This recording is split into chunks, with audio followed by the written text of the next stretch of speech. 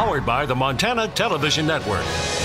This is the 10 o'clock news on Q2, Montana's news leader. Good evening, everyone. Thanks for joining us. I'm Jeanelle. Slade. Jay is off tonight. Attack ads running rampant this political season. Tonight, we take a closer look. In Montana, U.S. Senate's race, outside groups are producing a slew of TV ads going after Democratic incumbent Jon Tester. MTN chief political reporter Mike Dennison did some fact-checking on this wall of criticism and tells us what he learned. Which of these has voted against President Trump more than 60% of the time? All of them. The more you learn about the real Jon Tester, the more you realize he may look like Montana, but he votes like them. That's an ad from the National Republican Senatorial Committee, which works to elect Republicans and defeat Democrats in U.S. Senate races across the country. The theme of these attacks? Democrat Tester is a closet liberal dedicated to opposing President Trump. Tester has opposed the president and the GOP on some key issues. He voted against the Republican tax cut bill last year, against repealing Obamacare, and against Supreme Court nominee Neil Gorsuch. But Congressional Quarterly, which tracks all votes in Congress, says Tester supported the president on 52% of votes where Trump took a position in 2017, more than many other Democrats did. Trump also has signed into law 18 bills sponsored by Tester. Here's more similar charges. Jon Tester says he's a Montana moderate, but he turned liberal, voting with Nancy Pelosi for EPA regulations that hurt Montana farmers. Turned liberal with Bernie Sanders, voting to put illegal aliens over sick kids in Montana. That's from the Senate Reform Fund, a group yet to report the source of its $1.4 million in spending against Tester this summer. Tester did vote in 2015 and 2016 against lifting a new rule regulating water that many in agriculture opposed. The vote with Sanders was against a short-term budget deal this January that Tester said he opposed because a long-term fix was needed. And then there's this ad from the Club for Growth, a group big on tax cuts and less government. Tester promised not to take any lobbyist gifts or special interest paid travel, but Tester broke his promise and accepted expensive international travel, including a trip to Cancun. That Cancun trip, Tester and his wife went there on vacation in 2015 with fellow U.S. Senator Claire McCaskill, who invited them and paid for the trip. As for international travel, Tester did go to Israel in 2013 on a fact-finding mission, funded by a pro-Israel nonprofit group that has hosted numerous members of Congress. You'll be hearing this theme often. Tester, the liberal turncoat who can't be trusted. We'll be doing what we can this campaign season to report on his actual record, and you can decide for yourself how much of these charges are true, an exaggeration, or just plain false. Reporting from Helena, Mike Dennison, MTN News. And you can see Mike Dennison's detailed analysis of these ads on our website, ktvq.com. John McCain's colleagues on both sides of the aisle are paying tribute today, remembering the Arizona senator as a war veteran and lawmaker. McCain will lie in state at the state capitol in Phoenix, Arizona on Wednesday on what would have been his 82nd birthday.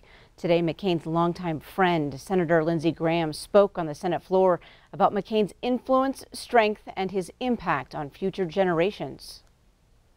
So to those who are striving as a young person, remember John McCain. He failed a lot, but he never quit.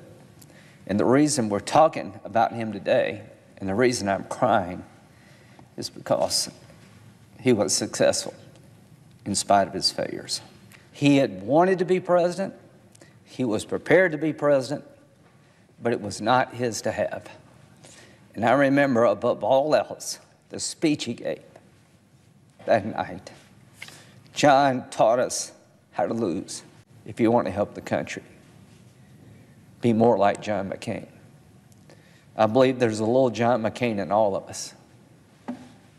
And the little John McCain, practiced by a lot of people, can make this a really great nation.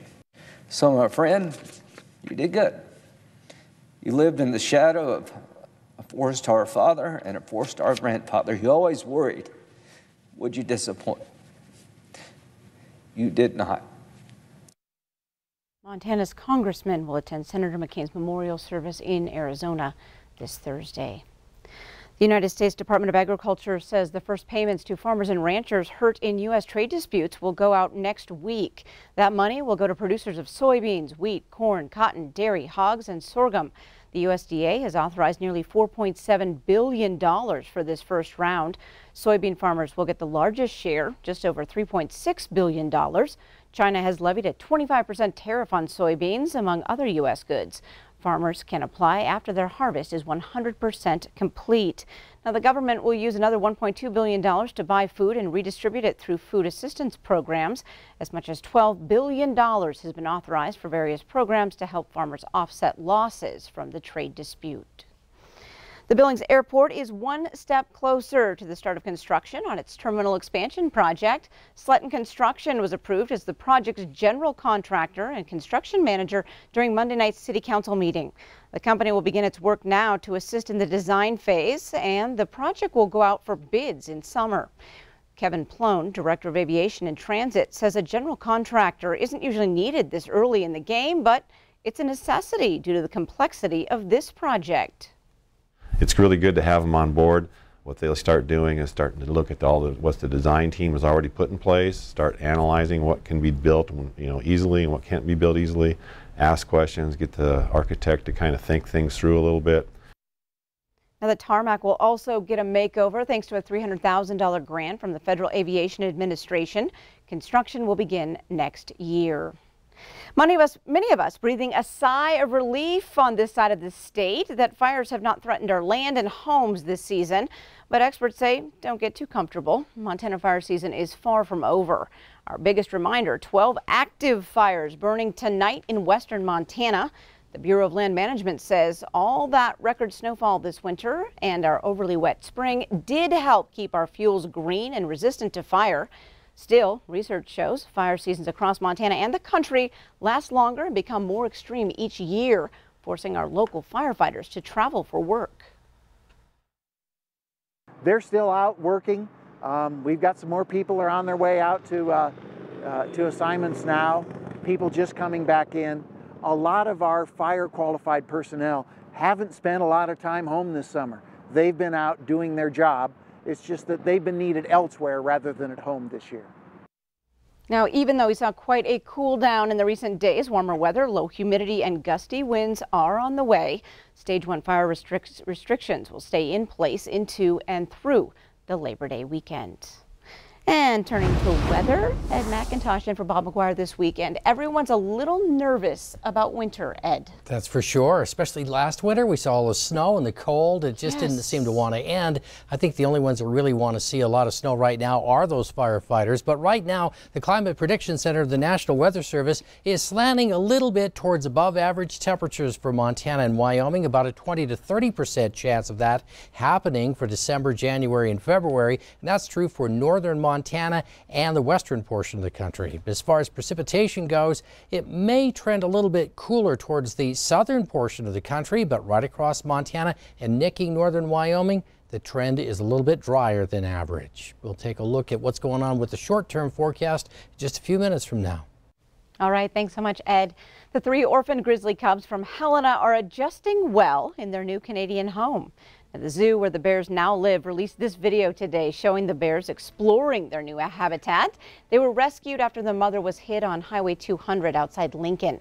The 3 grizzly cubs were rehabbed in Helena from June to August. They couldn't be released back into the wild, so they moved into the zoo up in Quebec. Coming up on tonight's 10 o'clock news, almost a year later, Puerto Rico's death toll from Hurricane Maria is getting more accurate. We'll bring you that number. Plus, find out how you can pumpkin spice up your life this fall season.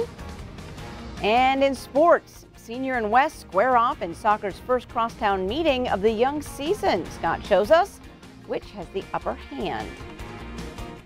You're watching MTN News with Jay Cohn and Jeanelle Slade. Storm Tracker weather with Bob McGuire. And sports with Scott Green. This is the 10 o'clock news on Q2. Montana's news leader.